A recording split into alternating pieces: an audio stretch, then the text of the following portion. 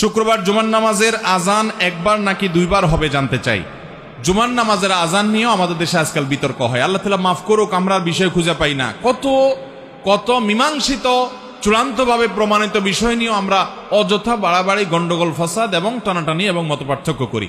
জুমার আজান নবী করিম সাল্লাল্লাহু আলাইহি সাল্লামের সময় একটা ছিল, সে আজানটা ছিল খুতবার আগের যে আজানটা। এটা যেহেতু পরবর্তীতে মুসলমানদের সংখ্যা অনেক বেড়ে গেছে মদিনাতে এবং প্রচুর পরিমাণ মুসলমান হওয়ার কারণে ওই আজান শুনে মানুষ জুমাতে আসতে পারতো না, সেজন্য খলিফাতুল মুসলিমিন, ইসলামের তৃতীয় খলিফা উসমান ইবনে আফফান রাদিয়াল্লাহু তাআলা আনহু, তার শাসন আমলে তিনি যখন খলিফা হয়েছেন তিনি জুমার প্রথম আজান চালু করেছেন এবং তিনি যেটা চালু করেছেন সমস্ত খলিফা এবং অন্যান্য খোলাফায়ে রাশেদা যারা ছিলেন তারা সবাই এটাতে সম্মতি দিয়েছেন।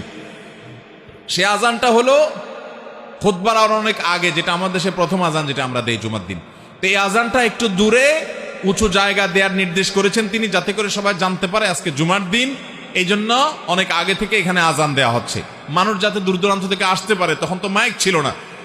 এই আমলটা যেহেতু সাহাবীরা সবাই মেনে নিয়েছেন এবং অন্যান্য খলিফা, পরবর্তী খলিফা আলী রাদিয়াল্লাহু আনহু মেনে নিয়েছেন, সমস্ত সাহাবায়ে কেরাম কেউ কোনো প্রশ্ন তোলেন নাই।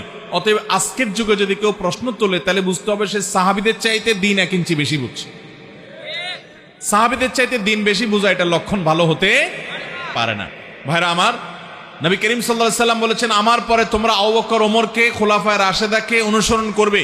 ফাআলাইকুম বিসুন্নতি ওয়া সুন্নাতিল খুলাফায়ের রাশিদিনিল মাহদিয়িন, তোমরা আমার সুন্নাহকে অনুসরণ করবে, খুলাফায়ে রাশেদার সুন্নাহ অনুসরণ করবে। অতএব খুলাফায়ে রাশেদার সুন্নাহকে অনুসরণ করার নির্দেশ নবী সাল্লাল্লাহু আলাইহি ওয়াসাল্লাম করে গেছেন। সে আলোকে জুমার প্রথম আজান এটাও সুন্নাহ সম্মত, এটা সুন্নতে খলিফা, আর জুমার দ্বিতীয় আজান এটা সুন্নতে রাসূল সাল্লাল্লাহু আলাইহি ওয়াসাল্লাম।